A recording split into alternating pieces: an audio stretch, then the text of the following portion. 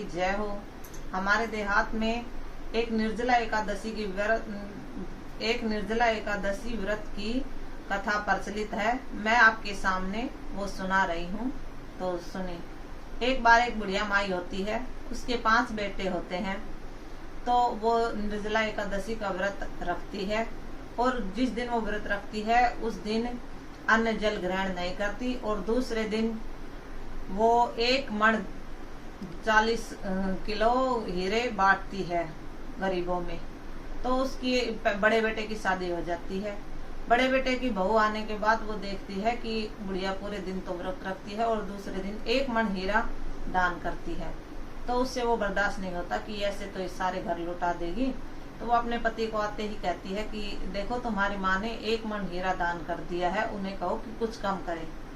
तो बड़े बेटे ने कहा कि माँ तुम्हें हीरे कुछ कम करने चाहिए। बोले ठीक है, तो बेटा मैं 5 किलो कम कर देती हूँ। तो 35 किलो हीरे एकादशी से दूसरे दिन बांटने लग गई।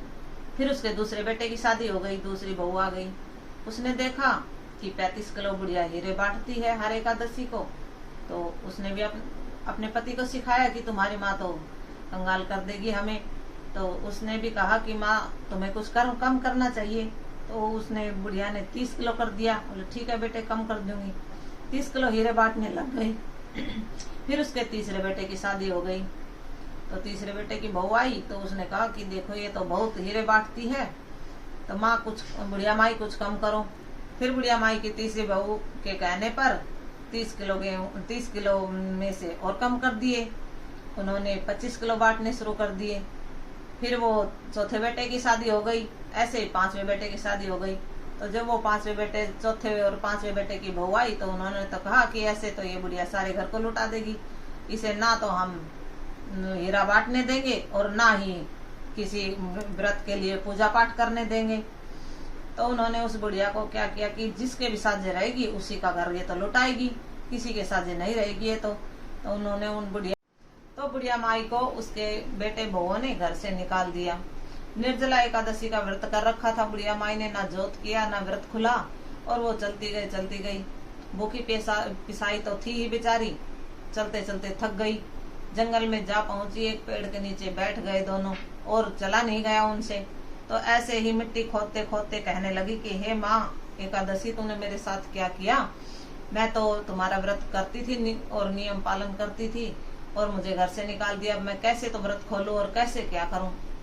तो वो जैसे जैसे धरती खोदने लगी वैसे वैसे हीरों की खान निकलने लगी और हीरे निकल कर कुड्ढा लग गया। तो उसने बुढ़े ने कहा कि देख तू क्या कर रही है, हीरे निकल के आ रहे। बोली हाँ हीरे कहाँ से आएंगे। बोले देख हीरे की खान है ये तो उसने देखा कि हीरे हैं तो उठाए और कुछ पूजा का जोत का सामग्री का सामान मंगवाया और अपना व्रत खोला नियम से। और अपनी वो जो बांटती थी हीरे, उन्होंने गरीब लोगों को हीरे बांटे और वहीं अपना घर बना लिया, अच्छे से रहने लगी। नौकर चाकर हीरों की खान में घर बन गया और बढ़िया काम उसका चल रहा था। वहां उसके 5 बेटे के ना तो किसी को संतान हुई और वे बिल्कुल ही निर्धन हो गए। तो एक एक पैसे के लिए वे मोहताज होने लगे। उन्होंने मजदूरी पे जाना शुरू कर दिया। ऐसे ही किसी ने कहा कि वहाँ 2 बुढ़ा बुढ़िया रहते हैं और वो हीरे की खान में रहते हैं और मजदूरी करते हैं, वहाँ कोई तो उसको मजदूरी देते हैं। फिर वे बेटे वहाँ नौकरी करने के लिए चले गए। ऐसे धीरे धीरे 5 बेटे वहाँ काम करने लग गए। तो उन्होंने कहा कि जो हर वो एकादशी निर्जला एकादशी के दिन जो इतना दान करती है तो उन मालिक से हम मिलना चाहते हैं, भाई वो कौन है। तो उसने मुनीम ने कहा कि ठीक है भाई, वो किसी से मना नहीं करते मिलने के लिए, मैं तुम्हें उससे मिलवा दूंगा। तो उसने बुढ़े से मिलवाया तो उन्होंने देखा कि ये तो लगते तो हमारे पिता हैं। तो देखा उन्होंने तो चलो भाई माता से और मिलेंगे फिर देखेंगे। तो उन्होंने कहा कि उस मालकिन से और मिलना चाहते हैं।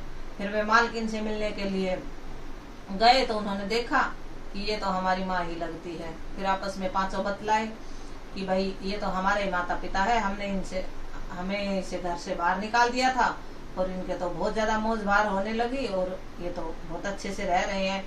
तो बड़ी बहू ने कहा कि मैं रात को रुक जाती हूँ और मैं पता लगा लूंगी कि इनका कैसे क्या हुआ। फिर वो रात को रुक जाती है।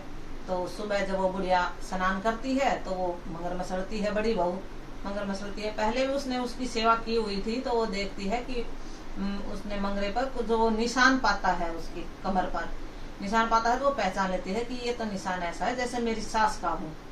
और तो वो बुढ़िया कहती है ये तो कोई ऐसी मंगर मसल रही है जैसे मेरी बड़ी बहू हो। मन में दोनों सोचती है। बोली बेटा तूने कुछ कहा? बोली नहीं माई मैंने तो कुछ नहीं कहा। बोली माता आपने कुछ कहा? बोली नहीं बीरा मैंने भी कुछ नहीं कहा। फिर वो दोनों आपस में अपनी अपनी बात बता देती। बोली मैंने तो ऐसे कहा था कि ऐसा निशान तो मेरी सास का था। तो बोली मैंने भी ऐसे ही कहा था कि मेरी जैसे कि बहू मसलती हो बड़ी, ऐसी मेरा मन महसूस हुआ मगर मसला जाए। तो बोली ये माँ तू ही मेरी सास है और मैं तेरी बहू हूँ, और हम तो ऐसे ऐसे बहुत बिरून हो चुके हैं, ना हमारे पास धन है ना हमारे कोई संतान हुई। 5 बेटे आपके यही नौकरी करते हैं और 100 रुपए कमा कर ले जाते हैं दिन के, और उसी से हमारा गुजारा चलता है। फिर उस बुढ़िया माई को दया आ जाती है और वो अपने 5 बेटों को बुलाती है। वे क्षमा याचना मांगते हैं माता से और उन्हें अपने घर लेकर जाते हैं। और वे 5 को बहुत ही अच्छे से धन धान्य की वो हो जाती है और उनको संतान भी हो जाती है और वे हंसी खुशी रहने लगते हैं। हे गैस माता, पहले आई इसी किसी को मत आना और बाद में आई इसी सबको आना। जय हो गैस माता की।